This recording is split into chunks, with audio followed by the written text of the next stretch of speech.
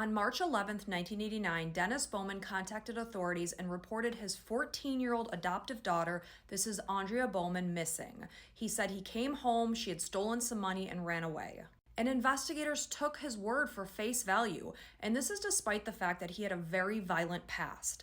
And sadly, more than 30 years would go by before anyone knew what happened to Andrea. Andrea was born in 1974 as Alexis Miranda Badger. This is her biological mother, Kathy Turkanian, now, but at the time, Kathy was only 16 years old when she gave birth to Alexis. At the urging of her family, she gave Alexis up for adoption when she was 9 months old in 1975.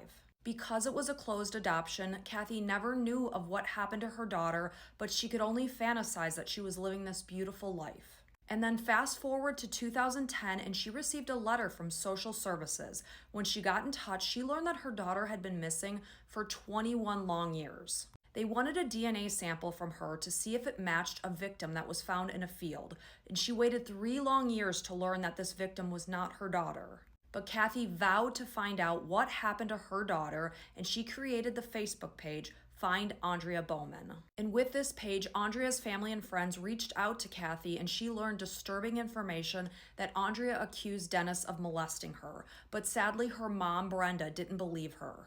And then suddenly Andrea goes missing. Kathy began traveling to Hamilton, Michigan, where Brenda and Dennis lived, and she was convinced that her daughter was buried in this backyard.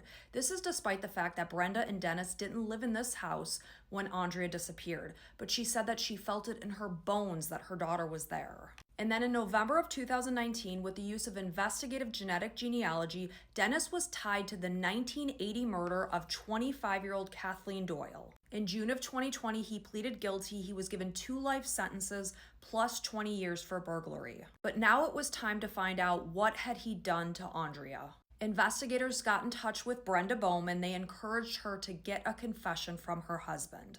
He started to talk and his story changed.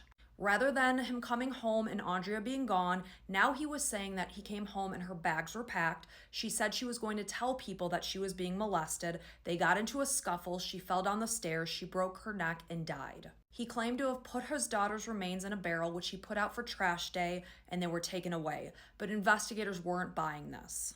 Eventually, after his story changed a couple of more times, he finally confessed that he had buried their daughter's remains in their backyard. When the family moved to this house, he moved Andrea's remains with them. And this proved that Kathy's instincts were right. Her daughter had been there all along.